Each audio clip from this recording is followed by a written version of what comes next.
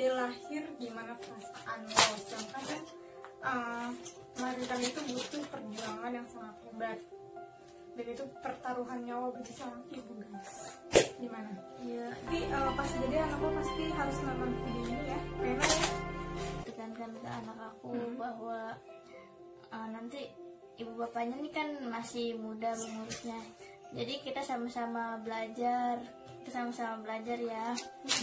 Pokoknya dia bakal jadi anak yang tangguh, kuat, dan juga dia insya Allah harus menjadi anak yang kebanggaan orang tua, anak soleha. Bunda sama ayah pengen yang terbaik buat Tisu dede. dong, tisu diambilin gitu.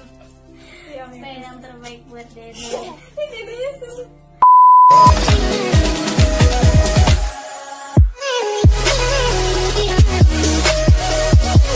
Hai guys, assalamualaikum, welcome back to my channel. Kali ini aku bikin video bareng Ano lagi. Nah, di video kali ini berbeda dari video yang sebelumnya. Karena di sini kita mau ngobrol-ngobrol aja, kita mau sharing. Jadi kita mau sharing tentang menurut lo nih sebagai ibu muda kan, apa sih sebenarnya alasan seorang wanita memilih buat menikah muda? Kalau waktu itu lo boleh sharing nggak ke para subscriber gue? Itu menikah tuh umur berapa? Waktu itu umur berapa? 20, baru 20. Baru 20. Dan lu sekarang umurnya berapa? Sekarang mau 23. Sekarang 23, dan lu 23 lu dalam keadaan lu punya anak satu. Nah, kemarin coba liatin anak tuh yang mana? Umur berapa sekarang anak lu? Ini Tuh, ya. aku. Wow, ini Dede umur berapa? Namanya siapa Dede? Namanya Dede Raina Yesa Rituan. Dede umurnya 1 tahun 4 bulan. Udah 4 bulan. Hai guys.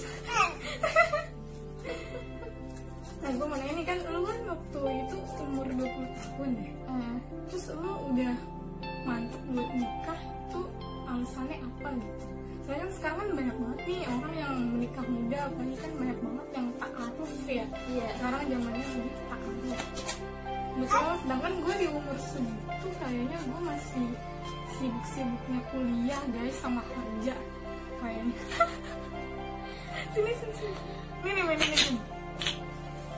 Jadi gue nggak awalnya langsung memutuskan buat nikah tuh sebenarnya enggak. Jadi awalnya waktu pas lulus SMA itu pengen kuliah. Jadi kayak udah belajar, pokoknya udah semaksimal mungkin lah. Nah, sama Allah di Qadar ya belum diterima. Nah, habis itu udah kayak biasa aja. Habis itu ya udah gue ikut PPKD. Kapan tuh PPKD? Jadi kayak pelatihan kerja daerah ya. Waktu itu di Pondok Kelapa gue ikut tuh gue. Terus lo ketemu jodohnya di situ? Enggak. Oh enggak. Ntar dulu. Oh masih jauh ya? Enggak, terus habis itu gue PPKD kan 40 hari kerja ya. Nah habis itu udah selesai itu terus dapet piagam. Terus gue bingung kan kayak mau kerja tapi nggak biasa kerja sama orang gitu, pengennya tuh buka usaha sendiri. Terus gue akhirnya nggak ada pikiran buat nikah, tiba-tiba kayak datang aja gitu orangnya. Habis itu gue doa minta petunjuk lah sama Allah. Tiap malam doa, sholat tiap malam. Terus sholat sepertiga malam juga? Sholat malam. Sholat malam, iya, sholat tahajud. Lagi yang hits ya, sepertiga malam. Ini nyebut namanya dia juga atau enggak? Enggak. Oh enggak. Nggak disebut, cuman ya Allah kalau emang ini jodoh saya ya berikanlah kemudahan, berikanlah jalan. Kalau emang bukan ya udahlah, jauhin aja. Iya, mintanya gitu doang. Berarti lu sama aja ta'aruf atau gimana awal? Disebutnya ta'aruf apa emang dapet langsung nikah apa gimana? Ya nggak dibilang ta'aruf juga sih. Terus deket-deket biasa doang. Itu berapa lama dari deket sampai nikah? Berapa lama ya?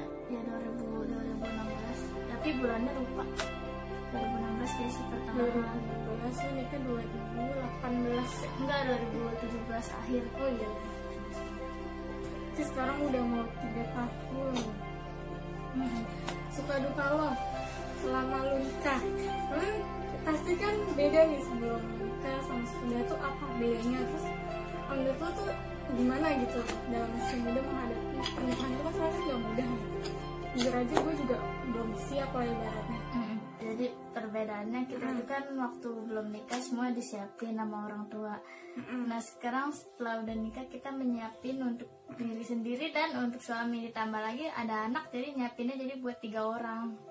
Nah itu kayak waktunya tuh waktunya sibuk banget pokoknya.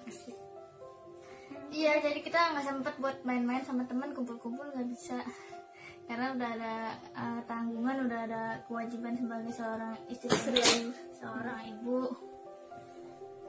Udah terus juga kita kan masih muda juga ya. Jadi kadang-kadang tuh kayak kewalahan, jadi harus masih minta dibimbing sih sama orang tua. Nah kan tadi kan lu bilang kalau lu kan masih muda kan udah sempet main-main, nah itu sebelumnya kan lu mikirin ya kalau gue ini kan pasti gue nggak bisa mainin. Sebelumnya lu emang udah terima konsekuensinya apa lo ya udah gue mantep aja nikah karena Allah? Ya tapi itu masih pas dia umur segitu kan lu masih pengen main-main kan. Gue aja tuh walaupun gue udah kerja nih, kan gue sibuk kerja kan nih baru sekarang tuh itu gue kayak gue pengen main, tapi waktunya tuh gak bisa kan karena Sabtu Minggu libur itu buat istirahat. Gue pakai itu jadi gue jarang main juga karena gue kerja kan. Terus lo dengan lu kan ibaratnya lu pasti mengorbankan waktu muda lo ya. dan buat tadi lo bisa main, lo bisa jalan-jalan ke teman-teman. Terus lo harus di kehidupan baru lo ngurus anak, ngurus suami. Itu lo udah mikirin belum sebelum lo nikah konsekuensinya apa? Emang lo terima ya udah gue udah nikah gue harus terima semuanya. Ya kadang-kadang masih suka ya kayak belum nerima, kadang-kadang masih pengen main ke sana kemari kan. Jadi ya udah karena udah nikah udah punya anak jadi ya mainnya itu berkurang. Jadi kita kalau main juga bareng bawa anak gitu. Jadi nggak bisa yang kayak ura-ura sendiri bareng teman, enggak sih. Itu belum, mungkin nanti. Kalau anaknya udah gede baru kita mau usaha apa kan bisa nggak terlalu repot gitu. Emang konsekuensinya sih kalau orang nikah muda emang konsekuensinya kayak gitu. Jadi ya insya Allah sih sekarang kayak udah belajar menerima lah. Pas habis nikah lu pengen cepet-cepet ngomongan apa lu pengen kayak ntar aja deh gue punya anak yang penting gue udah nikah gitu? Gue itu nyantai aja pas habis nikah tuh gue nggak langsung punya anak, enggak. Jadi awal-awal nikah emang pengen berdua dulu kayak honeymoon gitu lah. Ngiri guys, jadi ngiri belum punya pasangan. Semua itu iya. Habis itu ya udah tiba-tiba banyak kan orang-orang yang pada nanya, ih kapan punya anak, masih pengen. Siapa yang nanya tuh? Gue gak nanya deh. Enggak, ada lah orang-orang teman-teman yang lain. Itu temen lu udah nikah yang nanya? Belum juga, tapi dia nungguin itu ponakan. Oh ya Allah, emang siapanya dia? Terus Ya terus katanya kapan punya anak, masih pengen pacaran dulu ya gitu. kalau iya emang apa gitu? Terus ya paling cuman jawabnya cuma senyum-senyum, iya doain aja secepatnya, cuman gitu doang. Kita nggak ada pikiran aja buat buru-buru punya anak, pengen anak banyak atau gimana, enggak. Dikasihnya aja sama Allah. Terus kan berarti lu punya anak 2000, lu nikah 2017. Punya anaknya 2019 tahun itu. Nah, share dong gimana suka duka lo pas lo hamil anak pertama. Pasti kan lo masih muda, kaget banget. Harus gimana ya? Kalau hamil tuh masih awam kan ya. Gue tahu kalau gue itu hamil, gue nggak yang seneng, nggak yang gimana, gue malah kaget. kaget kan lu dari suami. Bukan kagetnya karena apa ya, kayak belum siap gitu. Jadi gue ini beneran gak sih ya, ya Allah, ini beneran hamil terus gimana nanti ngurusnya. Gue tuh mikirnya gitu kan, gimana ngurusnya, gue belum siapin apa-apa. Nah habis itu kan suami kan kayak seneng gitu ya, dia punya anak. Terus dia kayak udah nggak sabar itu, dia udah sorry, beda umur sama suami lu berapa tahun? 5. Lu 20 berarti laki lu 25. Iya. Iya terus. Dia terus apa ya? Terus emang dia kan 25 tahun kan? Iya dia kayak udah siap, gue malah kayak masih bingung. Terus waktu hamil pas awal pertama kali baru hamil tuh gue benar-benar apa ya, pingsan mulu. Kenapa? Nggak tahu. Lu hamil umur 22. Iya mau 22. Oh 21 jalan. Iya 21 jalan 22. Terus? Iya kan kalau orang hamil tuh di trimester pertama, kedua, ketiga yang paling apa ya susahnya tuh di trimester pertamanya kan. Pada bulan pertama, kedua, dan ketiga kita tuh rentan, nggak boleh kemana-mana, nggak boleh aktivitas yang berat. Jadi gue tuh tiap pagi jalan pasar sama ibu gue kan, misalnya mau nyari sarapan apa mau masak apa. Nah itu cuman ke pasar doang, padahal deket ya kan. Iya, deket banget. Kayak apa ya, kayak kesenggol dikit aja tuh udah mau jatuh, saking karena kita ada bayi. Rasanya gimana? Pokoknya ya mual gitu. mual, lemes juga, pusing. Kayak orang mau dapet gitu.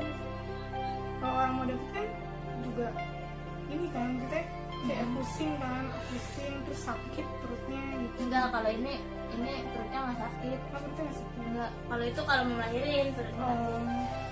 Kalau ini nggak sakit, cuman lemes aja. Makanya kenapa 1-3 bulan orang hamil tuh nggak boleh keluar rumah, nggak boleh kemana-mana, nggak boleh kerja berat karena rentan takut keguguran kan anaknya. Jadi kita harus benar-benar jaga kehamilan kita sih. Itu minum asam folatnya. Pokoknya sama minum yang udah dikasih sama bidannya itu. Nah satu lagi sih waktu mau melahirin misalnya kita maunya bayinya tuh bersih ya, nggak ada kayak lemak-lemak gitu, terus warna hijau-hijau gitu. Gue aja ngerti. Aku sering minum air kelapa guys. Pantesan anak lu putih ya, bersih ya. Jadi pas keluar dia tuh nggak kotor. Benar banget. Bener guys, anaknya dia tuh putih dan bersih banget guys. Nah itu tipsnya, kalian harus minum air kelapa. Iya, air kelapa muda. Udah itu. Terus selama kan ngandung kan 9 bulan ya. Terus 9 bulan 10 hari apa? 9 bulan. Kayaknya 9 bulan lewat seminggu deh. Oh 9 bulan gitu. Nah itu pas pengen melahirkan gimana perasaan?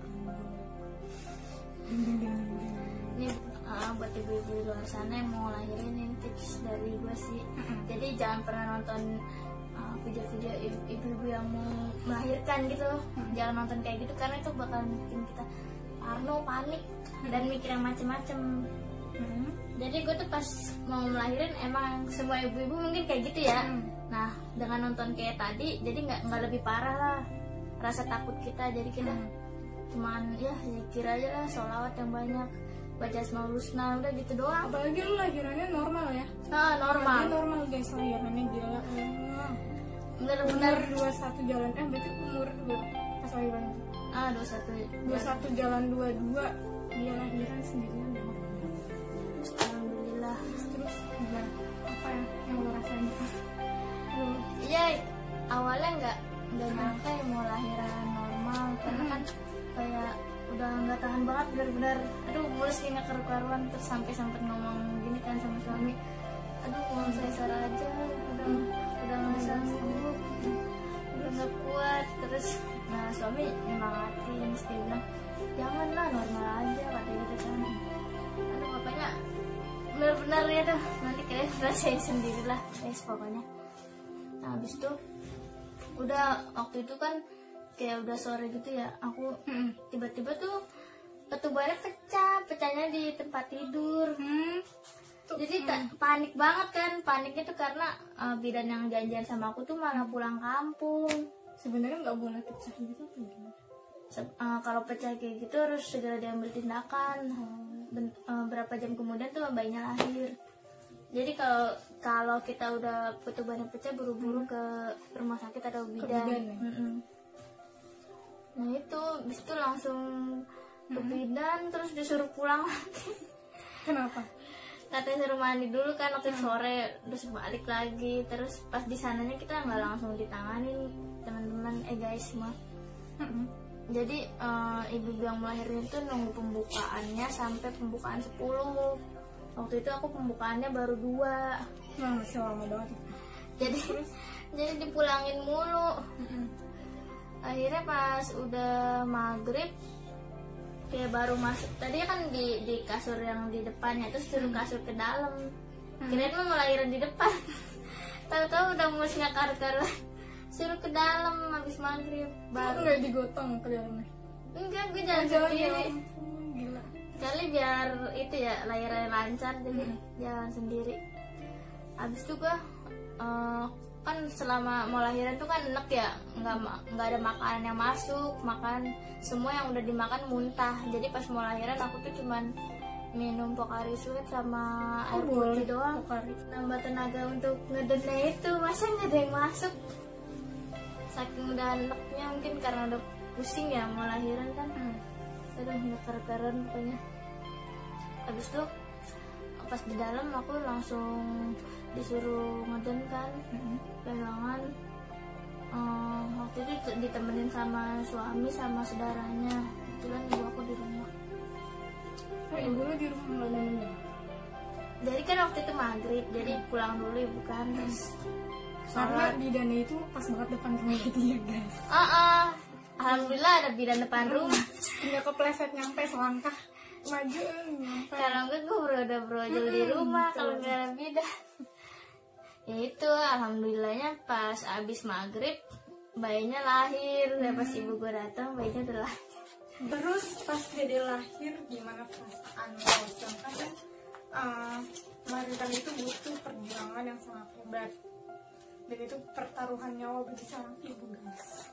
Gimana?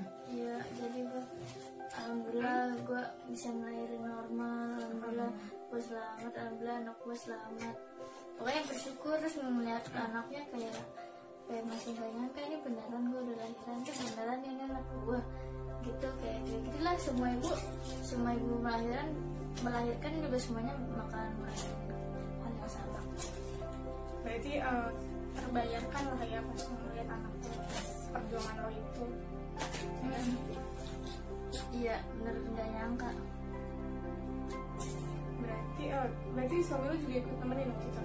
Iya, alhamdulillah dia di samping gue pas gue lagi perjuangan melahirkan, dia di samping gue. Alhamdulillah, nggak semua suami bisa begitu kan. Tapi harus standby lo kan kerja anak pertama kan? Iya, anak pertama. Nggak tahu karena anak selanjutnya nggak tahu ya. Terus apa ya? Pas dede, gimana cara lo merawat? Itu kan pertama kali punya anak, pasti kan lo masih susah dong. Maksudnya lo sebelumnya lo belajar ilmu parenting atau gimana? Atau lo emang dikasih tau ibu lo, atau lo pernah baca-baca tentang cara lo membesarkan anak lo sampai sekarang? Ya, jadi kan sekarang alhamdulillah kita udah ada teknologi, udah maju. Jadi gue kalau apa-apa tuh tanya orang tua juga, terus tambah informasi melalui Google, melalui internet. Nah itu memperbanyak pengetahuan dari situ. Alhamdulillah sih terbantu. Terus? Ya dari masalah untuk menggendong aja lah, gue sampai saat ini masih belum bisa ya pakai gendongan kain tuh. Susah. Jadi nggak semua ibu bisa pakai gendongan kain, dan ada juga ibu-ibu yang jagonya pakai gendongan yang Deos instan. Nah itu sih. Terus? Sama waktu dede baru benar-benar baru lahir tuh, dia kan fase Makci. Pas buang airnya kan cepet ya, jadi pas kencing terus kita harus ganti lagi, harus nyuci. Terus pas sudah kering kita buru-buru ngambil, terus makin dia lagi, terus tiba-tiba dia kencing lagi atau berak lagi. Nah itu yang bikin seorang ibu yang baru melahirkan itu harus punya asisten, nggak bisa sendiri. Masa ada yang nemenin lah. Karena itu untuk ngurus bayinya dan untuk ngurus dirinya sendiri. Dia kan baru habis melahirin kan, kayak orang sakit lah gitu lah ibaratnya. Iya kan, karena semua perjuangan. Terus sini deh, sini. Jangan pegang please.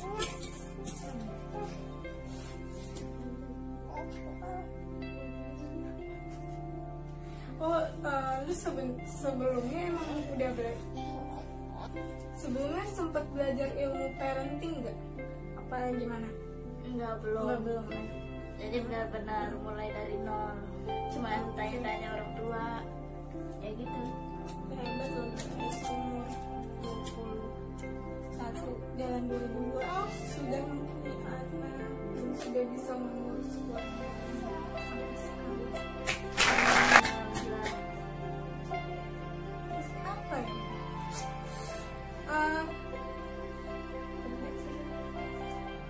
Pesan-pesan lo, dan sekarang lo udah jadi orang tua nih, ibu sebagai orang tua. Pesan-pesan lo setelah menjadi orang tua itu gini, dan apa harapan lo buat anak lo nanti pas jadi anak lo pasti harus nonton video ini ya, Rena ya. Coba kau curahkan di YouTube channel aku. Ini akan terkenang abadi buat Rena lagi main guys, main makeup kita. Pokoknya setiap orang tua pasti punya keinginan anaknya itu harus lebih baik daripada dirinya sendiri dia. Yang mau aku tekankan ke anak aku bahwa nanti ibu bapaknya ini kan masih muda mengurusnya. Jadi kita sama-sama belajar ya. Dan apa ya, perjuangan nanti pas dia akan besar itu kita nggak mau kayak mengasih apapun yang dia minta, enggak. Jadi biar dia nggak jadi anak yang terlalu dimanja gitu. Jadi kita mau dia itu jadi anak yang tangguh, jadi anak yang pokoknya dia bakal jadi anak yang tangguh, kuat, dan juga dia insya Allah harus menjadi anak yang kebanggaan orang tua, anak soleha. Bunda sama ayah pengen yang terbaik buat dede. Tisu diambilin gitu. Pengen yang terbaik buat dede. Dedenya sih. Dalam kamera. Urusan dunia maupun akhirat. Jadi kita mau dedek nanti insya Allah bisa kuliah juga dan bisa jadi kayak ayah lah, bisa jadi ustazah juga. Oh, ustazah kayak ayah gimana? Ayah kan semua. Ya kan ayahnya ustaz, dia ustazah. Meneruskan perjuangan orang tua. Oke, baik. Apa ya? Kesan-kesan buat yang nonton channel ini lah. Mungkin kan di luar sana ada sebagian, ada yang mau nikah muda, ada yang mau menikah muda. Mungkin kalau gue kan udah nggak bisa tergolong muda ya guys, kan masih muda. Ya kan, tapi kan gue udah bukan, kalau gue nikah jatuhnya emang udah pantas untuk menikah umur segini. Oh iya, menurut gue umur 18 sampai 22 tahun menikah itu masih muda. Cuman kalau di atas itu menurut gue emang sudah pantas buat menikah. Cuman kan yang namanya nikah kan ya dek ya, kan memang harus ada jodohnya, nggak mungkin, dan harus siap lahir dan batinnya, bukan begitu deh? Tuh. Buat yang mau nikah atau buat yang sudah menikah, sudah punya anak, asik, oke. Jadi buat teman-teman subscribernya Vivin semuanya, buat teman-teman semua subscribernya Ana juga jangan lupa yang di subscribe. Buat kalian yang mau nikah muda atau terbesit pengen nikah muda, jadi pengen berusaha buat ta'aruf ya dengan lawan jenisnya. Itu nggak apa-apa. Dan perlu gak sih takut gitu? Takut misalnya kan ada sebagian orang juga takut menikah muda karena belum siap mental, dari segi mental sama keuangan. Karena nikah juga selain butuh finansial sama butuh mental juga nih guys. Jadi gini teman-teman, kita tuh menikah jangan takut nggak bisa biayai keluarga, jangan takut nanti habis nikah misalkan apa, karena kita tuh menikah itu muda itu sebenarnya tuh mulia karena kita pertama itu menjauhkan diri dari yang namanya berzina. Kalau zina itu kan dibenci sama Allah ya. Mendekati aja nggak boleh, apalagi berzina kan nggak boleh. Tuh, yang nggak boleh pacaran, bukan nggak boleh sih. Iya, jadi daripada kenalan aja lebih baik langsung nikah muda. Karena ta'aruf. Iya. Kan. Sekarang bahasanya ta'arufan sekarang. Nah, menikah itu menyempurnakan agama. Jadi kenapa menikah dibilang menyempurnakan agama? Karena di dalam pernikahan itu nggak mudah. Di dalamnya banyak suka duka. Pokoknya ya nggak mudah. Jadi kita yang bagi teman-teman semua yang udah nikah atau yang mau nikah atau yang udah punya anak, jadi kuncinya itu kita nggak boleh nyerah. Jadi kita harus sabar dengan kondisi apapun, misalnya apa cobaan itu datang dari suami, dari anak, atau dari tetangga, atau dari keluarga, kita harus sabar. Pokoknya minta pertolongan cuma sama Allah doang. Nah, itu kuncinya supaya pernikahan itu tuh langgeng, harmonis, romantis. Karena kalau misalnya kita udah memutuskan buat nikah, habis itu pas udah nikah 1 tahun 2 tahun kita udah kayak udah nggak tahan, udah nyerah, ya gampang bubar gitu aja. Kalau semua orang pemikirannya kayak gitu di Indonesia ini banyak banget yang udah cerai, ya bakalan gampang. Karena kan banyak banget yang masih muda juga yang udah bisa gitu kan, banyak banget kan sekarang